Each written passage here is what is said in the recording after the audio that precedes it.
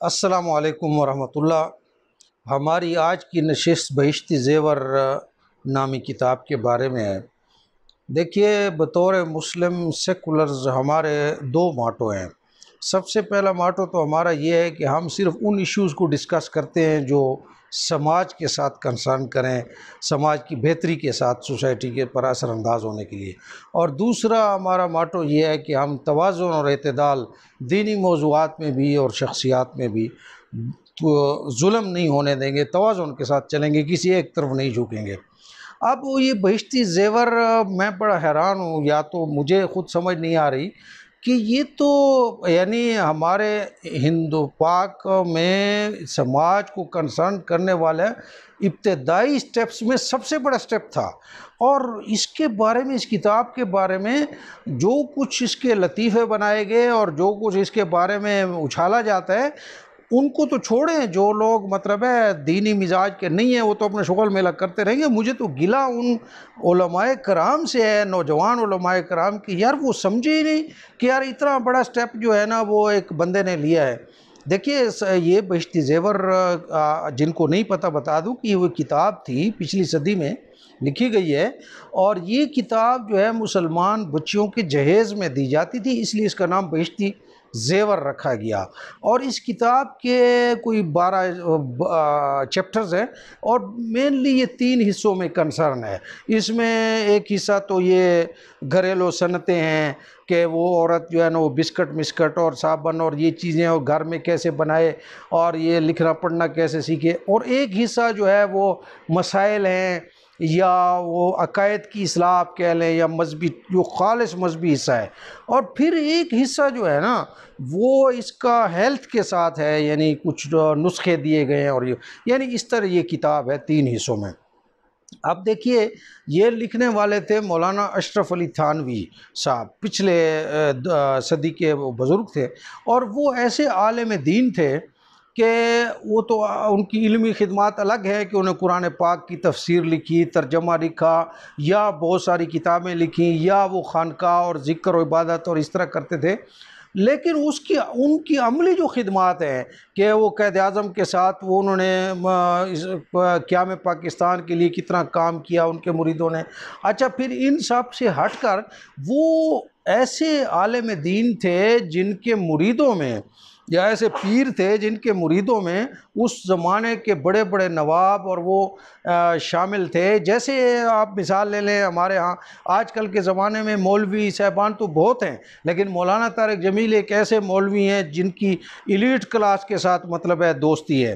तो ऐसे ही मौलाना अशरफ अली थानवी साहब उस ज़माने की एलीट क्लास के साथ उनका कंसर्न था। मौलाना तारिक जमील की मैंने आपको मिसाल दी ताकि समझ आ जाए, बाकी इसमें तो बड़ा फ़र्क है कि मौलाना तारिक जमील साहब तो इन एलीट क्लास के साथ ख़ुद जाते हैं ना, अपना राब्ता रखने के लिए इनसे मिलने जाते हैं। लेकिन अशरफ अली थानवी साहब जो थे, उनके पास तो राजे महाराजे उनके यहाँ पेश होते थे, थाना भवन में, उनकी खानकाह में, और उनके मुरीद हुआ करते थे ना, ये फ़र्क है।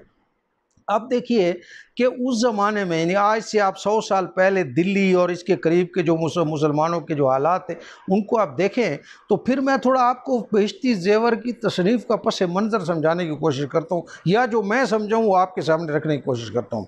देखिए, जब आप किसी सोसाइटी को डेवलप करना चाहते हैं, किसी भी मुआशरे को, तो उस मुआशरे का सबसे पहला यूनिट क्या है जिसको आप उठाएंगे? वो घर है, एक फैमिली है ना, वो उठेगी। और फिर इस तरह जुस्ता जुस्ता सारा फ़र्द कायम रब्ते मिलत से है तना कुछ नहीं, और कौम भी फ़र्द से बनती है। तो अब वो जो है फैमिली को अगर आपने उठाना है, तो फैमिली में फिर सबसे इम्पॉर्टेंट जो कैरेक्टर है वो औरत का है। अगर औरत में टेंशन में है, औरत अगर टेंशन में है, समझिए सारा घराना टेंशन में है। और अगर सारा एक फैमिली टेंशन में है, तो समझिए कि समाज की डेवलपमेंट में क्या किरदार अदा करेगी। अच्छा, तो अब ये है कि इस किताब में जो मौलाना अशरफ अली थानवी साहब ने सोचा समझा उस ज़माने में, कि वो ये था कि भाई ये जो दिल्ली और इसकी मुआशरत थी, इसमें सबसे बड़ा मसला जो था शुरू में वो इकनॉमिक्स का था, गुर्बत आम थी। अब जब गुर्बत आम थी तो मौलाना साहब ने सोचा कि जब गुर्बत होती है तो घर में और शादी भी ऊपर से हो जाए तो घर में फिर जब बच्चे हो जाते हैं, मज़ीद अखराजात बढ़ते हैं, तो इस टेंशन का जब अखराजात पूरे ना हों तो इसका सबसे पहला अटैक मर्द पर होता है। अच्छा, अब मर्द पर जो अटैक होता है उस डिप्रेशन का, तो सबसे पहला जो उसके साथ काम होता है वो उसकी यानी जिनसी कुव्वत जो है वो उस पर मर्दानगी और उस तरफ उसका रुझान ही नहीं रहता, उस पर असर पड़ता है। जब उस पर असर पड़ता है, अब एक ऐसा उस ज़माने में भी आज के ज़माने में भी एक ऐसा हयादार एक इशू है जिसको आदमी किसी से कह नहीं सकता, तो फिर ये जो मसला पैदा होता है मर्द की तरफ से या औरत की तरफ से, फिर ये औरत जो है किसी को बता तो सकते हैं, फिर ये जादू टोने और तवीज़ गंडे और हकीमों और जिल डब्बा पीरों के पास जाना, और फिर एक लंबा इशू और पैदा हो जाता है। तो ये सिचुएशन आपके सामने बता रहा हूँ। तो मौलाना साहब ने इसका हल ये सोचा कि भाई सबसे पहले तो औरत को मर्द का मुआशी बाजू बनाना चाहिए ताकि वो उसके साथ कमाई में शरीक हो जाए। अब जब वो कमाई में शरीक, इस इशू को भी एड्रेस किया जाए, फिर ये जो ख़ास तौर पे मियाँ बीवी के मर्द के जो सीक्रेट मसाइल हैं या वो भी किस तरीके से घर की बात घर के अंदर रह जाए, उसके लिए भी कुछ इस तरह का हेल्थ सिस्टम सोचा जाए। और फिर ये है कि भाई बहुत सारे अकायद ऐसे हैं जिनकी वजह से समाज पे असर पड़ता है, तो इनको भी एड्रेस किया जाए। इन 3 चीज़ों को लेकर उन्होंने किताब लिखी। आप ज़रा मेरे साथ रहिए कि मैं इसको किस तरह बताने की कोशिश करता हूँ। अब देखिए, वो चाहते थे कि ये लड़की जो है ये इसके साथ मुआशी तौर पर मर्द के साथ वो हो जाए, बाजू बन जाए इसका। तो उन्होंने एक चैप्टर इसका लिखा, औरत खुशखती सीख ले, लिखना पढ़ना सीख ले, दस्तकारी क्या कैसे करें उसकी कुछ चीज़ें सीख लें, घर में साबन साजी कैसे हो, बिस्किट साजी कैसे हो, इसका पूरा चैप्टर जो है वो उन्होंने शायद खुद लिखा या अपने किसी मुरीद से लिखा। यानी ये पहला उन्होंने पूरा बाकायदा इसका वो लिखा कि होना चाहिए। और मैं आजकल के मौलवी हजरात साहब से कहता हूँ कि अगर इसी रूह को आप समझे जो मौलाना साहब ने कही थी, तो आज के दौर में अगर आप बहिश्ती ज़ेवर लिखेंगे तो आप उस पहले चैप्टर की जगह आप शायद औरतों के लिए कंप्यूटर कोर्सेज लिखें, वर्ड एक्सेल सीखना, इन पेज का सीखना, फोटोशॉप का सीखना, वो आप उसमें दर्ज करेंगे कि वो क्या उस ज़माने में क्या चाहते थे, आजकल क्या चाहते। तो ये उन्होंने एक चैप्टर बनाया। अच्छा, फिर उसके बाद ये है कि भाई अगर मर्द की ये जो मसाइल हैं, अब ये मसाइल वो औरत शर्मो शर्मी किसी को मियाँ बीवी कह भी नहीं सकती जब अगर इस तरह के मसाइल उस घर में जो। तो अब उन्होंने उनके एक मुरीद साहब थे जो हकीम हाज़िक थे उस ज़माने के, उन्होंने उनसे 2 चैप्टर हेल्थ के बारे में लिखवाए। अच्छा, उसमें भी हिकमत ये रखी कि उसमें घर में जो छोटी छोटी बीमारियाँ होती हैं ना वो सारी लिखी कि भाई ये बच्चों को खांसी आ जाती है और ये आ जाती है, इसका ये नुस्खा है, हकीमी नुस्खा ये सारे लिख करना ताकि वो एक ख़ास तरफ ना जाए था, वरना तो आदमी किसी को बता भी नहीं सकता वो किताब मतलब है शर्मों के मसाइल है। तो वो सारों के अंदर फिर ये भी लिखा कि कुव्वत बा कैसे कमज़ोर, इसके नुस्खे, ताकि ये घर की बात मियाँ बीवी घर में ही कुछ ना कुछ नुस्खा बनाना बजाय किसी के पास जाने के। आप ज़रा इस अप्रोच को देखिए। और मैं ये समझता हूँ कि आजकल के मौलवी साहबान अगर मौलाना अशरफ अली थानवी साहब की इस रूह को समझते हैं तो वो इस चैप्टर की बजाय आज इसमें एलोपैथिक, आयुर्वेदिक, होम्योपैथिक वो मेडिसिन भी लिखते, शायद मेडिकल कॉलेज भी वो कायम करने का सोचते। अच्छा, फिर तीसरा हिस्सा उन्होंने उठाया दीनी मौज़ूआत का। तो वो कोई ऐसी बात नहीं है कि जो आपने तो बड़ी लगाई हुई है कि जनाब इतनी गंदी किताब है और ये है वो है। मैं आपको समझाने की कोशिश करता हूँ कि पहले इसको समझें कि मिसाल के तौर पर एक गलत मसला क्या है और सही मसला क्या है। सही मसला ये है कि मियाँ बीवी रात में जितनी बार भी आपस में मुबाशरत करें एक ही बार गुस्ल करना होता है। अब ये सही मसला आपको बताया, ये दीन का मसला है ना, यानी इस्लाम में ये मियाँ बीवी का जो आपस में सोहबत करें इबादत है ना, और इबादत के लिए मसले होते हैं ना, चाहे जिस मौलवी साहब के वो जो भी मसले बताए इबादत के मसले ही होते हैं। अच्छा, अब अगर ये मसला इसकी वजह गलत हो, यानी मारूफ हो कि नहीं भी हर दफ़ा नहाना है, सपोज़ आप ये समझ लें, तो अब आप मुझे ये बताइए कि सर्दियों के दिन हैं और दिल्ली का घर है और उस दिल्ली के घर में बाहर कहीं नलका लगा हुआ है और ये सख्त सर्दी में जो है ना वो रात में 4 बार उस औरत को, मर्द को वहाँ पे जाके अगर ठंडे पानी से नहाना पड़े जो कि ये अगर ये मसला गलत समझे तो नमूनिया नहीं हो जाएगा, वो मतलब है कि उनका सारा डिस्टर्ब नहीं हो जाएगा। तो ये बातें लिखना मैं आप मज़ीद नहीं कह सकता कुछ, क्योंकि वो किताब ही ख़ास तबके के लिए लिखी गई, उसको क्या ज़रूरत थी आपके वो ओपन करने की और सारे इंटरनेट पे फैलाने की।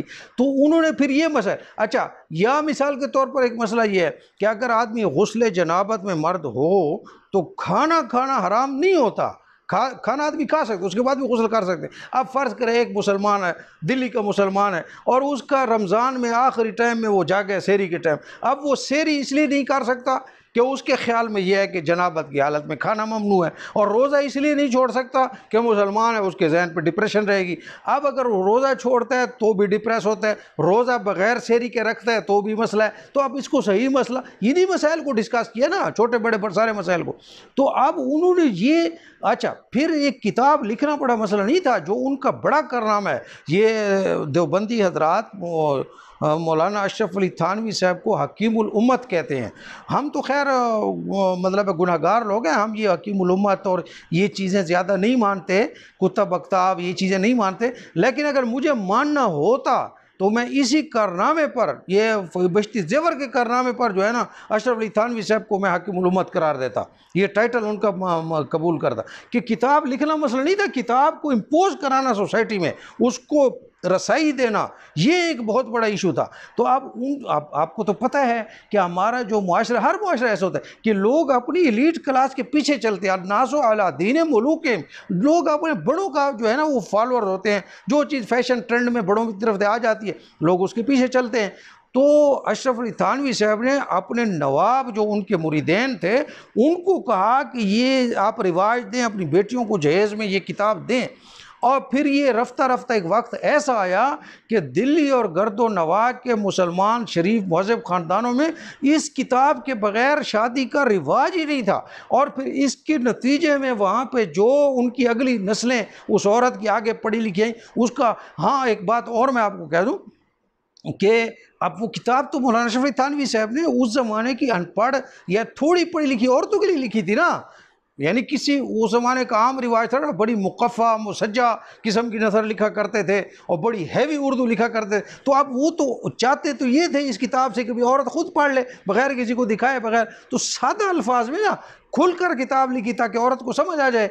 अब उस पर उस ज़माने में ख्वाजा हसन निज़ामी साहब जो थे दिल्ली के, उन्होंने अपने अखबार में बाकायदा एक इश्तिहार दिया इस बहिश्ती ज़ेवर के छपने के बाद कि उर्दू की पहली फोश किताब शाया हो गई। उन्होंने ये खुला खुला सारी बातें लिखी थी, तो उन्होंने इसलिए लिखा। अच्छा फिर कुछ हफ्ते के बाद उनको एहसास हुआ कि ये तो बहुत बड़ा काम है, मुझसे गलती, तो फिर उन्होंने मुआज़रतनामा एतज़ार शाया किया। और लेकिन उस एतज़ार में भी खैर उन्होंने ये लिखा कि किताब तो मैं अपने अल्फाज वापस लेता हूँ फ़ाश किताब के, लेकिन ये कहना पड़ता है कि मौलवी अशरफ अली थानवी को उर्दू लिखना नहीं आती, ये उन्होंने ये कहा।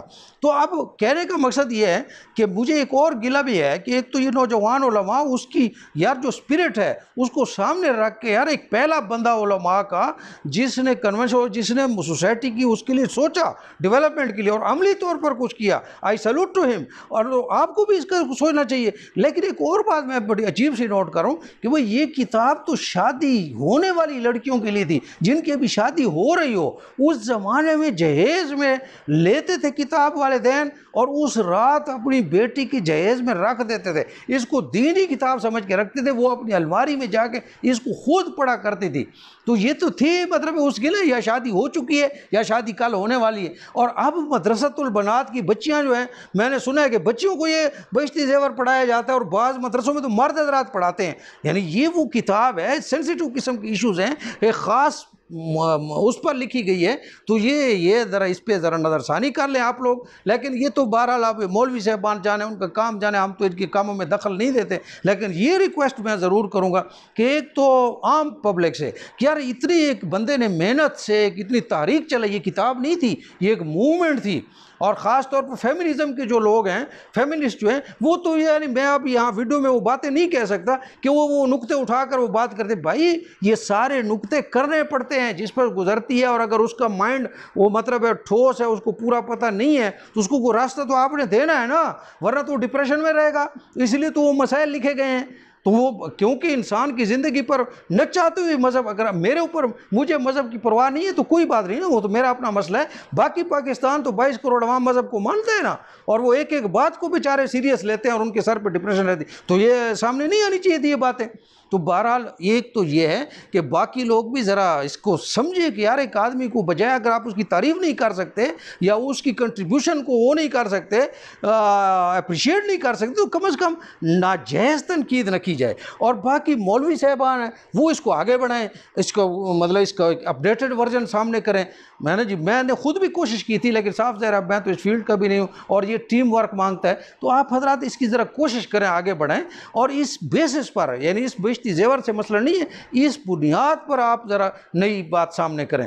तो एनी हाउ ये मुझे ज़रूरी महसूस हुआ कि मौलाना अशरफ अली थानवी साहब के साथ इस मामले में बहुत ज़्यादती हो रही है। बल्कि मैं समझता हूँ कि इस मामले में तो उनको जिस तरह सर सैयद अहमद ख़ान साहब को अप्रिशिएट किया जाता है कि उन्होंने पहली दफ़ा मुसलमान मर्दों के लिए जदीद तालीम का दरवाज़ा खोला था, इसी तरह अशरफ अली थानवी साहब को अप्रिशिएट करना चाहिए कि मुसलमान औरतों के लिए उन्होंने पहली बार जदीद तालीम का दरवाज़ा खोला, अगरचे मज़हब की किताब थी। और फिर क्या में पाकिस्तान और बाकी वगैरह जो उनकी सियासी खिदमात हैं, तो जो लोग पाकिस्तान के हामी हैं तो उनको तो कम अज़ कम इसको अप्रिशिएट करना चाहिए। और जो लोग बंटवारे के हक़ में नहीं थे, कुफर इस्लाम का मसला तो नहीं है, तो ये चलो सियासी इशू है, लेकिन कम अज़ कम इल्मी तौर पर मेरा ख़्याल है कि हमें उनकी कदरदानी करनी चाहिए। अस्सलामु अलैकुम वरहमतुल्लाहि वबरकातुहू।